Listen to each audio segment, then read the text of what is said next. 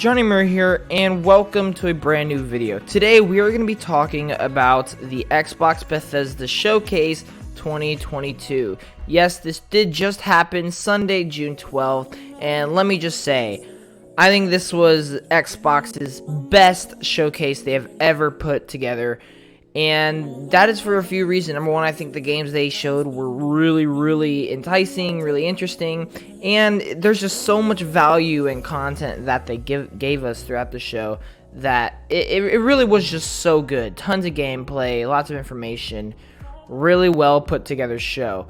And that's why we're doing this video, because I would like to do a recap of the show. That way, if you haven't watched the event, you don't have to spend 95 minutes watching it yourself. You can watch this video and know exactly what all they showed and what all you might be interested in. So we're going to go over mostly everything. There are some smaller things that I'm not going to talk about just so the video is a little bit shorter, but for the most part we're going to go over all the big things and then a bunch of the some of the smaller things that I also found interesting. So yeah, we are going to get on with the video. So starting off, I'd like to say I think the production on the video was really well put together. It really worked all together. There was nothing like no audio issues, no video issues. It was just really straightforward. And now let's get started with the show. We're just gonna go in order from what was shown first to what was shown last. And I'm gonna mix around some things just because they work better. But let's get started with Redfall. So, Redfall was announced last year. It's being developed by Arcane Studios, and we finally got gameplay this time around. Now, let me just say, I think the Redfall does look really good. Now, I was a little bit confused on the art style, but it really started shining to me once I understood exactly what they were going for. They're not going for the super realistic. They're not going for the super animated, right? They're going for the nice blend between realistic and animated, and I think it works really well. But apart from that, I think the gameplay itself looks very fun. I think the characters look really cool, and I think the story will be pretty good. We're gonna have to see about all that, but one of the part that really stood out to me though was the other dimensions that you're able to go to, and like all the warped realities where like buildings are upside down and sideways and streets are curved and everything. That was my favorite part about seeing that. So yeah, Redfall did get a 2023 release date. We don't know a specific date, but we do know it looks good, so I'm very excited for that.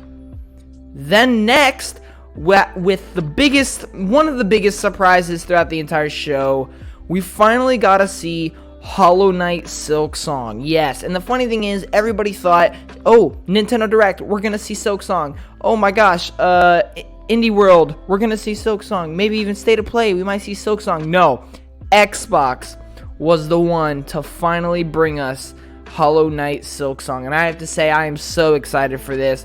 I'm a fan of the first game, and yeah, I'm just overly thrilled that we finally got to see Silksong. And that's something I should add is, I forgot to mention this in the beginning of the episode, but at the beginning of the show, Sarah Bond came out and said that everything at this show, with exception of a couple things, will all be releasing within the next 12 months. So basically everything in the show you can expect to play within the next 12 months, all on Game Pass, which is just absolutely incredible. And yeah, so we do know we're gonna be playing Hollow Knight within the next 12 months, so get excited for that. Next up is a brand new IP coming from the creators of Rick and Morty, and that is High on Life. Now, at first, I thought this looked good. You know, I like the colors, I like what it was going for. But the more I see it, the more I get hype. And I gotta say, this has automatically become one of my most anticipated games of the remainder of the year. I have to say, I really like what they're going for here. The interesting take on the guns talk to you, the super colorful and vibrant alive world, and I can't wait to see how the story and gameplay ties in. But as of right now, it looks really good, and yeah, look forward to that coming out this year. we finally got gameplay on a Plague Tale Requiem, and I have to say, I mean, I was pretty much expecting me to be super interested in this game because I do love the first Plague Tale. Plague Tale Innocence is just such a good game, like nothing short of amazing. And Plague Tale Requiem, I expect them to just take it one step ahead, maybe even a couple steps above. And it does look like that. And by the way, this trailer was really well put together with all the nice transitions. So yeah, I'm very excited for Plague Tale Requiem, and it does have a confirmation of 2022. Forza. Now, Forza had a big presence here at the show. Number one, with Forza Motorsport finally getting its big reveal, or not really reveal, but its big showcase. And it looks incredible. The realism, the graphics, the ray tracing, the time of day changing.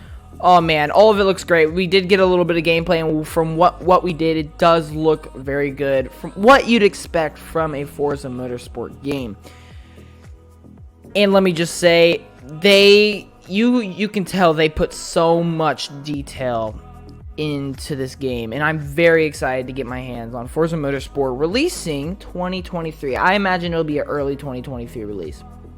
But that's not the only Forza that showed up at the event.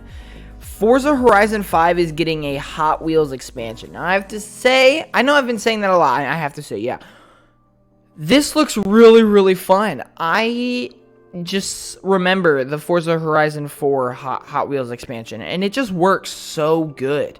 And so I'm really excited to see what they do with Forza Horizon 5. They just explained more today, that more about it, and it just seems like it's going to be an absolute blast.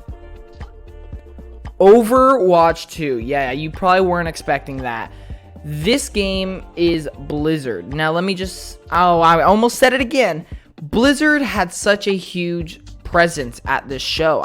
It's kind of crazy because, as you guys know, Xbox is acquiring Activision Blizzard for like $70 billion, and the acquisition hasn't officially gone through yet.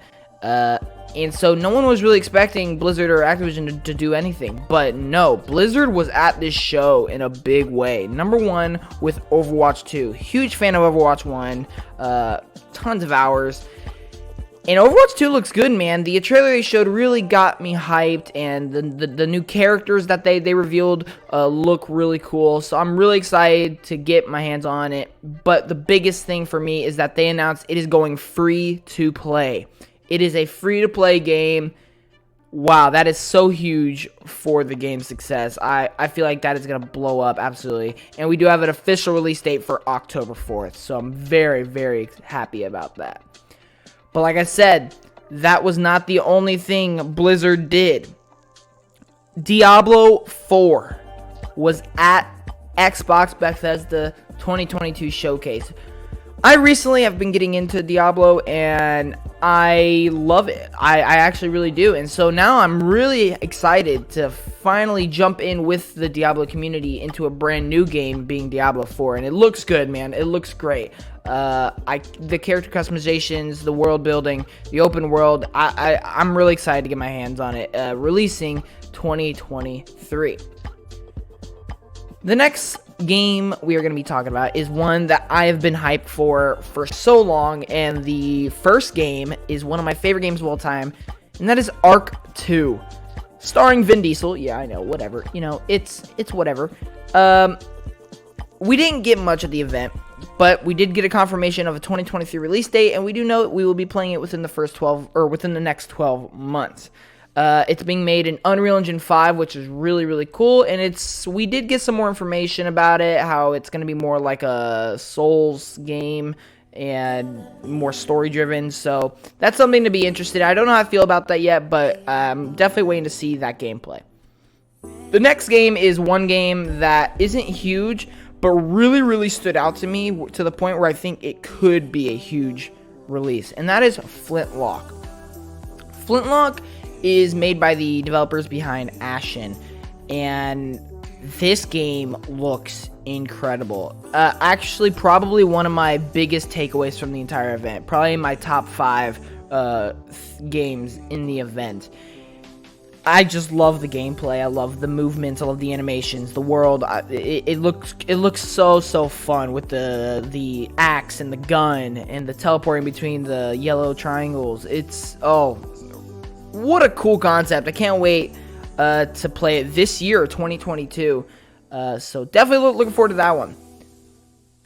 Minecraft announced a new game, though, and that is Minecraft Legends. Now, when I saw this, I instantly thought it looked like Trove, and honestly, I think that is kind of what they were going for, but I feel like it's definitely going to have its own flavor because it is Minecraft. Minecraft's one of the biggest franchises ever, and yeah, so wasn't expecting Minecraft to be at the show, but here it is with a brand new game, Minecraft Legends.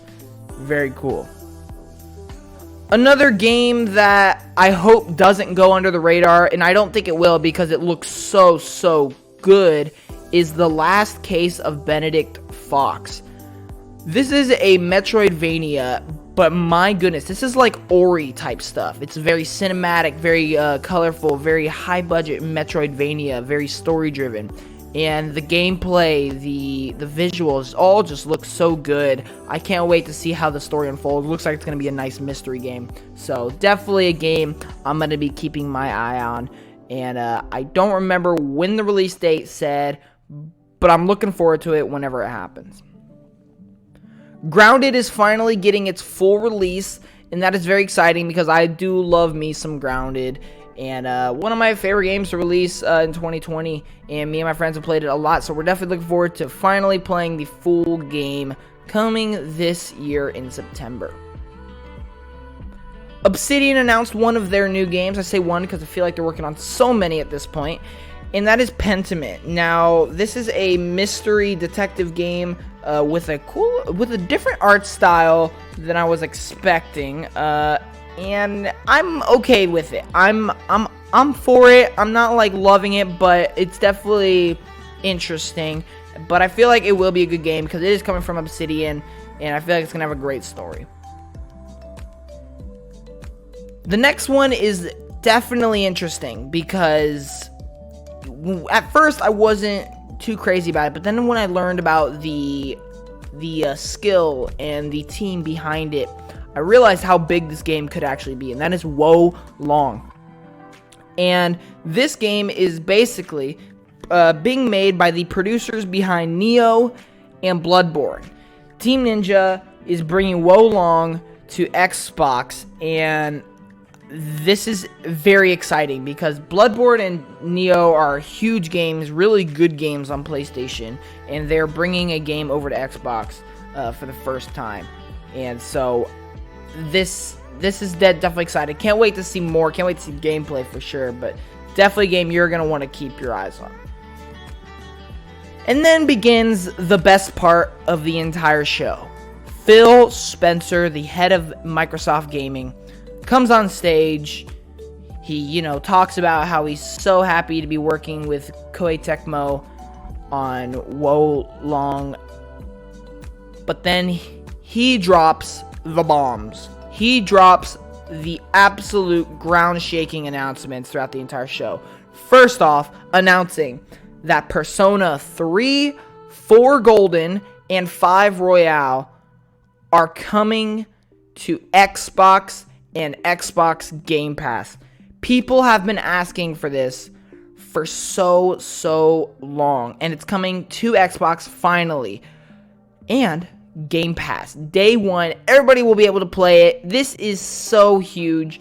And they announced Persona 5 will be coming out this year in October, while 4 and 3 will be coming out next year. So, gonna be a little wait for 4 and 3, but definitely so excited to play it again on Xbox this October.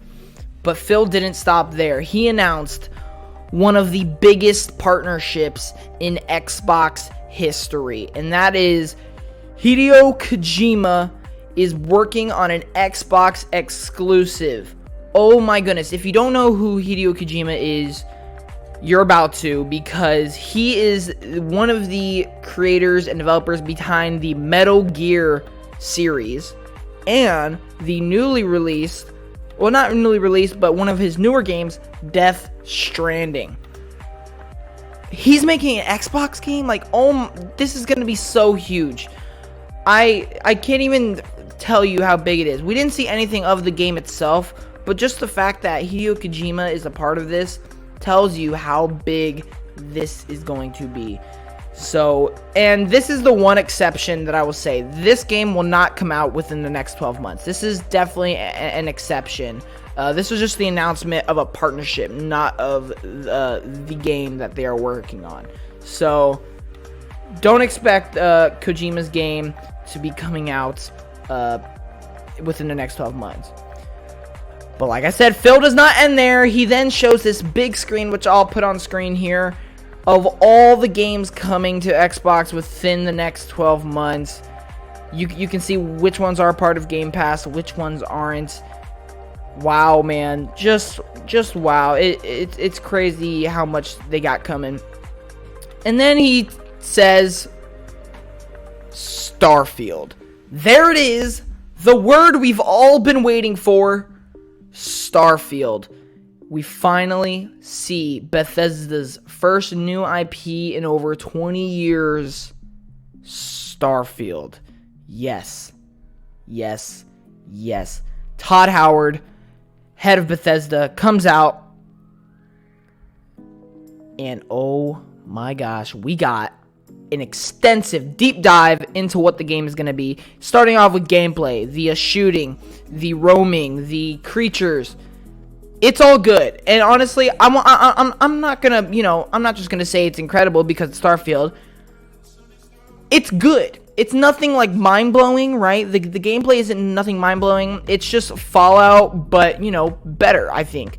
And so we definitely see a lot of the different guns, see a lot of the, we see a little puzzle thing that they do.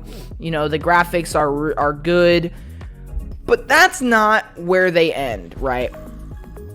The story. They then show the story. And let me just say, the dialogue, the different things you're going to have to do trying to figure out this story. Very exciting. But then, this is when it starts getting insane, right? The gameplay looks great. The story seems great. Customization. They then explain this is one of the biggest, most free, most expansive customization games out there, to the point where you can create your character with different traits, with different backgrounds, with different just looks and appearances and personalities. That's all great. Then they announce you're able to build your own bases, build your own stations, hire workers to come work on different planets. You can build your own spaceships and hire your own crew to join you on your spaceships. And then it doesn't end there. One of the jaw-dropping moments throughout the entire demonstration. You can fly your spaceship. I know that's kind of, you might think that that's a given, but games don't do that.